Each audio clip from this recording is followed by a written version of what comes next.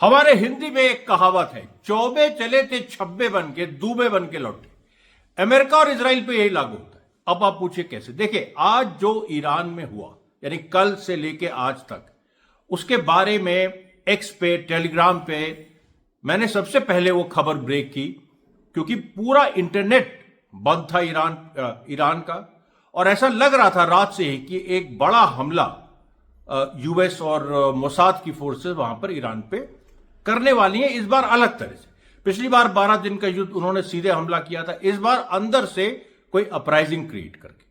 अब अपराइजिंग अंदर से कैसे क्रिएट होती, क्या होती है, उसके बारे में हम लोग दूसरे वीडियो में बात करेंगे। या आज जो वीडियो है, ये क्या हुआ और कैसे उसको दबाया गया, कैसे दबाया बल्कि उसको कैसे सुलझाया गया, क्योंकि उसमें बहुत ही कूटनीति भी शामिल थी। और ईरान के नेतृत्व की तारीफ भी करनी चाहिए और उनसे सीखना भी चाहिए। और ये जो वीडियो मैं बना रहा हूं, ये Amrish Mishra speaks Viva Palestine की ओर से पे मैं डाल रहा हूं, जिसके मैक्सिमम सब्सक्राइबर्स हैं अभी, लेकिन जो डिमोनेटाइज्ड है। उसके बाद रात का वीडियो मैं गाजा पे डालने की पूरी कोशिश करूंगा, डाल लूंगा करीब 9 बजे तक, वो वीडियो आ जाएगा, क्योंकि और भी बहुत घटना हुई है। रशिया ने ओरेशनिक मिसाइल मार दी यूक्रेन के ऊपर, जो 4000 डिग्री सेंटीग्रेड की उस पर जलती है और मतलब हीट जनरेट करती है। और उसके अलावा मतलब पूरा कीव इस समय, जो कैपिटल यूक्रेन का, वो पूरा उसमें ब्लैकआउट है। वेनेजुला से बड़ी खबरें हैं, ट्रंप के बारे में बड़ी खबरें हैं, सब सारी वो, लेकिन हम दूसरे वीडियो में गाजा और बाकी चीजें हम दूसरे वीडियो में डिस्कस करेंगे। इसमें हम ईरान पे फोकस करना चाहते हैं, क्योंकि ईरान पे देखिए एक लंबे समय से निगाह इन लोगों की है। और कल देखिए एक पूरा एक तरह से इन्होंने पूरा हमला सब कुछ कर डाला। और सबसे जो बड़ी बात है, जहां मेरा एक पर्सनल एलिमेंट आ जाता है, कल रात को और आज सुबह के बीच में जो इमाम जादे मॉस्क है, तजरीश तेहरान में जगह है, पहाड़ों से घिरी बहुत खूबसूरत जगह। और तजरीश की इमाम जादे मॉस्क, जो 8वें शिया इमाम है, उनके भाई साहिल, उनकी वो मॉस्क है। और जो 7वें इमाम मूसा, उनके बेटे, तो इमाम जादे की वो मॉस्क है। और हम लोग, मैं 1 जनवरी 2026 को वहीं था, और मैंने वहां फिल्म, क्योंकि वो मस्जिद है, उसके अंदर कभी इतना खूबसूरत नजारा, वो इतनी खूबसूरत मस्जिद, और उसके पीछे ही बाजार है। और बाजार में भी हम बहुत घूमे, इतनी भीड़ थी, सब कुछ था, कहीं ऐसा अंदेशा नहीं था कि कुछ इस तरह से होगा। लेकिन बाद में पता चला कि तजरीश जो है वो शाह के लोगों का गढ़ भी है, जो शाह की वापसी चाहते हैं। अब ये आप पहले देखिए, मैं जो वहां गया था, तो उसकी कुछ वीडियोस देखिए। ये 1 जनवरी 2026 के वीडियो।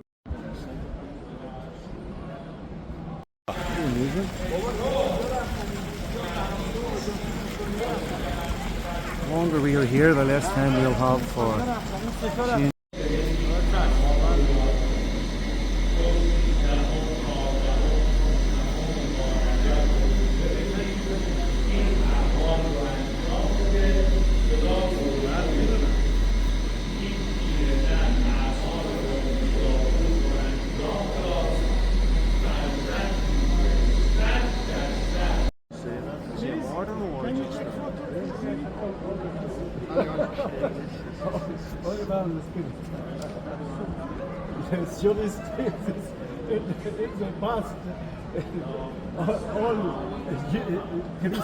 और यहीं से मैंने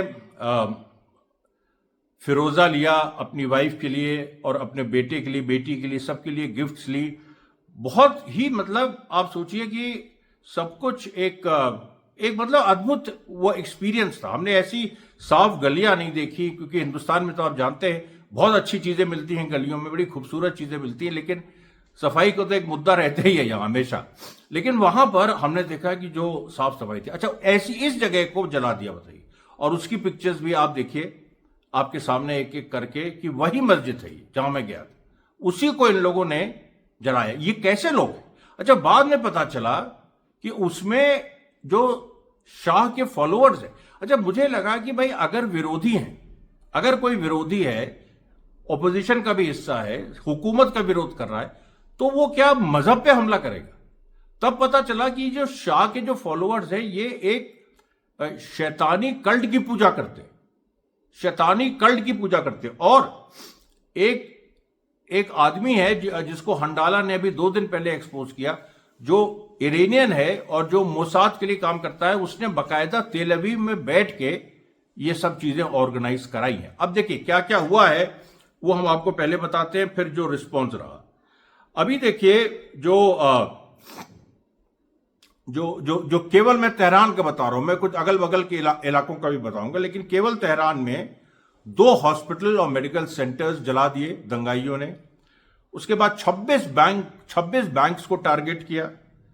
25 मस्जिदें जलाई गई, जिसमें ये वाली इमामजादी मस्जिद पुरानी कदीम बहुत ही खूबसूरत। उसके बाद बासिज जो वहां की इंटरनल पैरामिलिट्री फोर्स आप कह लीजिए, उसके ऑफिसर्स को मारा, उस पर हमला किया। उन लोगों ने रिस्ट्रेंट दिखाया क्योंकि उनको ऑर्डर था कि ज्यादा बल प्रयोग मतलब उस पर मत करना, जब एकदम चिन्हित करके करना। नहीं तो ये तो कुछ भी नहीं है। ईरान के पास जो फोर्सेज हैं, आईआरजीसी के भी कुछ लोग, कल ऐसे खबर आ रही थी कि आईआरजीसी के भी लोग आ गए, लेकिन आईआरजीसी के लोग आए नहीं उस तरह से, क्योंकि अगर आर्मी आ जाती फिर तो दूसरी कहानी होती। और एक व्यू ये भी, और मेरा भी ये व्यू है कि और कसके इनको दबाना चाहिए, और दबाया गया। लेकिन अभी देखिए पैरामिलिट्री फोर्सेस के लेवल पर ही कंट्रोल हो गया। उसके बाद 48 ट्रकों में आग लगी, कितने सुपरमार्केट डिस्ट्रॉय हो गए। मैं भी एक मॉल में गया था, अभी पता नहीं वो डिस्ट्रॉय हुआ कि नहीं, लेकिन उसकी भी कुछ तस्वीरें आप देख सकते हैं। इस तरीके के ऐसे इलाकों पे भी हमले हुए हैं। उसके बाद हमदान जो इलाका है, उसमें police officer major Mohammad Jawad Bakhshiyan ये शहीद हो गए।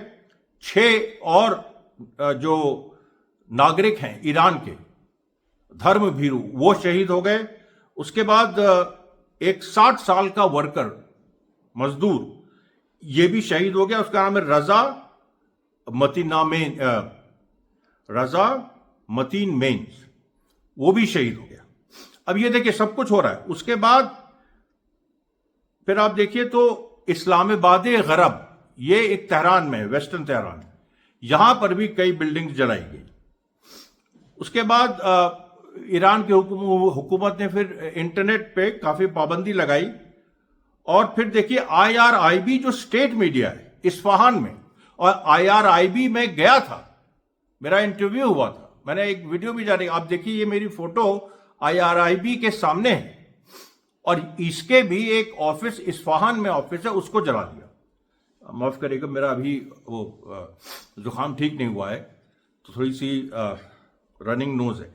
तो अब आप देखिए यहां पर फिर ये कराच अल बोर्स प्रोविंस, यहां पर आर्म्ड क्लैशेस हुए, यानी जो पुलिस थी और जो बासिज के लोग थे उन पे हमला किया दंगाइयों ने हथियारों के साथ। सोचिए कितनी बड़ी ये प्लानिंग थी कि 12 दिन के युद्ध में फेल हो गए, तो अब अंदर एक पैदा करो, अंदर युद्ध पैदा करो। लेकिन युद्ध, सिविल वॉर अभी भी नहीं हुई है, क्योंकि जनता जो है वो पूरी तरह से हुकूमत के साथ है, वो भी अभी बताएंगे। उसके बाद सादत आबाद जो तेहरान में एक जगह है, वहां पर बहुत सारी जो पुलिस की व्हीकल्स थी वो जला दी गई। फिर एलॉन मस्क ने, जब ईरान की सरकार ने उसको वहां पर इंटरनेट वगैरह बंद कर दिया, तो एलॉन मस्क की स्टारलिंक वहां पर देने लगा अपना, जबकि स्टारलिंक से थोड़ा बहुत वीडियोस आए लेकिन कुछ उसका खास असर नहीं पड़ा।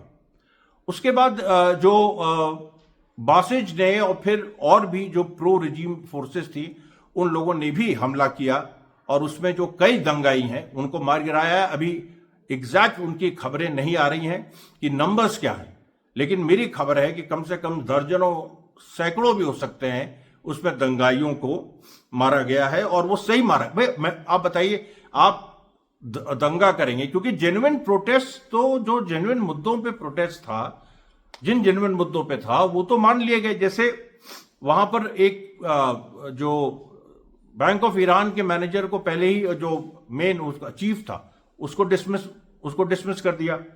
उसके बाद फूड वाउचर इशू हुआ कि सस्ते दरों पे आम जनता को खाना मिल सके, सब कुछ मिल सके।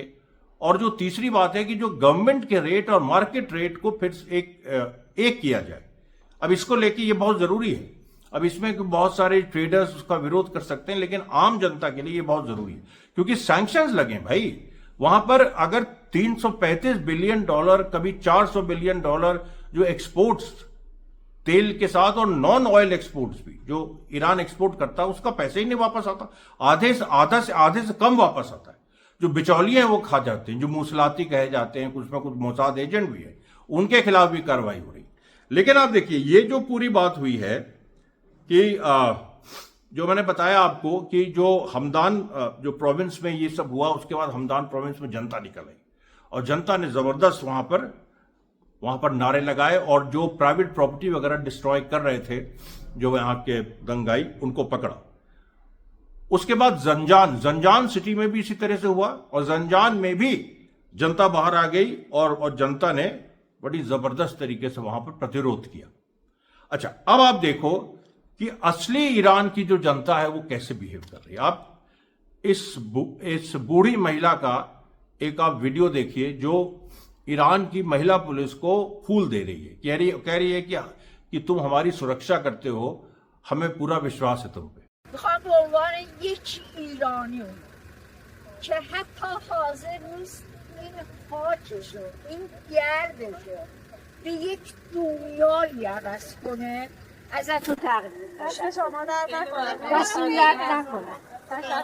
محافظان ایران خیلی خوشحالم، خیلی خوشحالم که امنیت رو برای منی که یه مادر بزرگم برقرار کنه که من شب آرام و آسوده بخوابم. उसके बाद एक और महिला का आप देखिए, जो बच्चे को गोद में लिए हुए, वो कह रही है कि आर्थिक स्थितियां बहुत गंभीर है और आर्थिक स्थितियां अमेरिका की वजह से बेसिकली गंभीर है। आर्थिक स्थितियां गंभीर हैं, लेकिन ये राइटिंग और ये सब जो हो रहा है, जो दंगे हो रहे हैं, ये बिल्कुल गलत है, इससे हमारा कोई संबंध नहीं। داوکیلی خیلی گرونیه، یعنی اصلا اوضاع اقتصادی کشور افتضاحه، ولی یکی مثل من از ترس اینکه هموطنای غیورمون نه کشور دو دستی تقدیم آمریکا اسرائیل کنن جرئت نمیکنم اعتراض کنم. صبح توی اکسپلور داشتم میچرخیدم، پست نفتالی بنت رو دیدم، بعد رفتم کامنت ها رو خوندم. یه پسر نوشته بود داداش بیا دیگه یخ کردیم تو خیابون. بچه بلند شو برو خونه‌تون. تو واقعا فکر میکنی اگر آمریکا اسرائیل بیان برای تو آبادی و آزادی ایجاد میکنن؟ تو تاریخ نخوندی؟ ندیدی که با عراق چه کار کرد؟ ندیدی تو افغانستان چه اتفاقاتی افتاد؟ اب نداره تاریخ نخوندی، حداقل از این گوشه تو دستت استفاده درست بکن. تو فکر میکنی کشوری که چند ماه پیش داشت موشک میریخت رو سر هموطنای ما، این همه کشته به جا گذاشت، الان میاد برای تو دست دلار میده باعث आजादी تو میشه حجاب رو برمیداره؟ تو واقعا सवाल ना दे। देखिए, पूरी पिक्चर स्टॉप कर देता। उसके बाद कई जगह लब्बैक या खामने ये इस तरह के नारे लगे, जो जनता सड़क पे आई। तेहरान में आज रात को भी 2 घंटे पीछे है ईरान का टाइम, तो अभी मेरे ख्याल से शुरू हो गया होगा। अभी यहाँ 7 बज रहे हैं, तो वहां से शुरू हो गया होगा, तो वो भी एक जनता सड़क पे आएगी। अच्छा, इमाम खामनेई साहब बाहर आए, ये बड़ी बात है। इस समय जब वेस्टर्न मीडिया कह रहा है कि वो अपने बंकर में छुप जाते हैं, ऐसा हो जाता है, वैसा हो जाता है, तो इमाम खामनेई साहब आए बाहर। IRIB ने अपनी सर्विसेज पूरी शुरू की और उन्होंने कहा, अब देखिए इमाम खामनेई कह रहे हैं, युवा ईरानियों से उन्होंने कहा एकता और सतर्कता बनाए रखें, एक एकजुट राष्ट्र किसी भी शत्रु पर विजय प्राप्त कर सकता है। फिर उन्होंने कहा कि ऐसे लोग भी हैं जिनका काम विनाश करना है। कल रात तेहरान और कुछ अन्य स्थानों पर उपद्रवियों ने के एक समूह ने अमेरिका के इशारे पे खुद अपने ही देश को नुकसान पहुंचाया। और अब उन्होंने फिर कहा कि अगर ट्रंप में दम है तो वो अपना देश संभाल कर दिखाए। यानी जो मिनियोपोलिस में हुआ, मैंने जो दिखाया कल आपको रात में जो वीडियो था और आपने अप्रिशिएट भी किया उसको, तो वो देखिए, उन्होंने कहा कि अगर उससे संभला जा रहा है तो अपना देश संभाले। वहां उसके एंटी इमिग्रेशन ऑफिसर्स जो हैं, वो इमिग्रेशन ऑफिसर्स वो गोली चला दे रहे हैं और एक महिला निकोल ग्रीन की इसी में मौत हो गई। बवाल मचा अमेरिका में पूरे। उसके बाद ये जो और खामने साहब ने कहा कि जो ये ट्रंप कहता है कि मैं ईरानी राष्ट्र का समर्थक हूं, ईरानी जनता का समर्थक हूं, ईरान को धमकी देता है कि तुम अपने लोगों पे गोली मत चलाना। अरे हम हमारे लोग हैं, हम गोली चलाएंगे, हम अपने पे गोली चलाएंगे, लेकिन अगर तुम एजेंट्स भेजोगे तो उनको भी नहीं बख्शा जाएगा। ये देखिए इसका पूरा सार। अच्छा, दूसरा एक इसका दूसरा पार्ट भी है। उन्होंने कहा कि सभी को यह जानना चाहिए ईरानी इस्लामी गणराज्य लाखों नेक इंसानों के खून से सत्ता में आया, लाखों उसमें लोग मारे गए, जो रेवोल्यूशन हुआ 1979 का, शहीद हुए, उन्होंने अपनी कुर्बानी दी। उसके अलावा जो और भी जो 12 दिन का युद्ध था, उसमें 1000 कम से कम ईरान के जो सिविलियंस हैं और ऑफिसर्स, और ये क्योंकि कोई आर्मी तो आपस में लड़ी, पूरी मिसाइल वॉर थी और ईरान ने झुकाई दिया। लेकिन उन्होंने कहा कि ये देखिए 1000 लोग हमारे वहां भी शहीद हुए। और उन्होंने बहुत महत्वपूर्ण बात कही कि दुनिया में जो भी निरंकुश शासन होता है, जैसे फिरौन, निमरूद, रजा खान, मोहम्मद रजा और उनके जैसे कई अन्य जो लोग होते हैं, वो तभी डाउन होते हैं जब अपने पीक पे होते हैं। अब ये देखिए महत्वपूर्ण बात है, ये एक सार्वजनिक लेसन है कि जो डिक्टेटर है वो तभी उसका नाश होता है जब वो अपने पीक पे होता है, या जो बुरा आदमी होता है। अब ये उनका इशारा ट्रंप की तरफ था, नेतन्याहू की तरफ भी था। ये पूरी एक परिस्थिति। अच्छा, ईरान को देखिए, क्यों ईरान के पीछे पड़े हैं? बस इसीलिए क्योंकि वो इजराइल का विरोध करता है। इजराइल से आज संबंध बना ले तो ईरान बहुत सबसे अच्छा देश हो जाएगा पूरी दुनिया में, सारे सैंक्शन हट जाएंगे, सब कुछ हो जाएगा। ये ज़ायनिस्ट लॉबी की ताकत है। लेकिन ईरान भी कटिबद्ध है, उसके पास पूरा स्टेट है, उसके पास पूरा राज्य है। हाँ, इसमें यह है कि ईरान की सोसाइटी में कुछ ऐसे अंतर्विरोध हैं जिनको हल करना जरूरी है। और दूसरा, जो कुछ ऐसे जो जैसे मॉडर्नाइजेशन वगैरह जो हो रहा है वहां पर, उसमें वेस्टर्नाइजेशन की तरफ लोग ना जाएं, उसके लिए क्या करना चाहिए कि भारत उसमें एक खास यहाँ की भी एक चीज है कि जो भी यहाँ की दिक्कतें हो, मतलब ऐसी स्थिति एक बना दी गई है, क्योंकि शुरू से हम लोग वेस्टर्नाइजेशन वगैरह को भी अडॉप्ट करते रहे, लेकिन इंडियन भी रहे, तो वो कुछ ऐसा मॉडल, कुछ इस तरह की चीज, और जो मेरी बातचीत भी हो रही है और हमारे भी कुछ सजेशन रहेंगे कि ईरान की परिस्थितियों में, ईरान किसी की नकल नहीं कर सकता, ईरान की परिस्थितियों में क्या और वहां पर चीजें हो सकती है। रिफॉर्म नहीं, सुधार नहीं, सुधारवाद गलत है, उदारवाद भी गलत है, वो नहीं, बल्कि एक क्या ऐसे क्रांतिकारी एक परिवर्तन हो सकते हैं जिससे वहां पर सत्ता जो है गरीबों, किसानों और मजदूरों और जवानों और जो सेना है वहां की, उसके हाथ में रहे, मिडिल क्लास है उसके हाथ में रहे, जो नए लोग ईमानदार हैं, व्यापारी, उनके हाथ में रहे, और जो शिया क्लर्जी है उसका नेतृत्व बना रहे। और पूरे दुनिया में ये मैसेज जाए कि ईरान एक बहुत ही आधुनिक सभ्यता के बारे में तो कुछ कह रहे ही नहीं, 7000 साल पुरानी सभ्यता है, लेकिन एक आधुनिक लोकतांत्रिक देश है और जो दुनिया को एक रास्ता दिखा सकता है। इजराइल के खिलाफ रेजिस्टेंस करते हुए, वो नहीं छोड़ना है, इजराइल के खिलाफ रेजिस्टेंस करते हुए ये दिखाना है पूरी दुनिया को कि हम एक आधुनिक लोकतांत्रिक राष्ट्र हैं। इजराइल के खिलाफ रेजिस्टेंस करते हुए धर्म गुरुओं का जो उनकी पोजीशन है उसको डिस्टर्ब किए बिना तब भी दिखाओ, ये खासियत है, ये दुनिया में कहीं नहीं हुआ है। और कुछ हद तक, काफी हद तक ईरान आगे बढ़ गया, लेकिन और उसको कैसे आगे बढ़ाए, ये बड़ा यूनिक एक्सपेरिमेंट होगा। तो ये देखिए आज का प्रसारण था, रात के प्रसारण में फिर मुलाकात होगी, तब तक के लिए धन्यवाद साथियों, बहुत बहुत।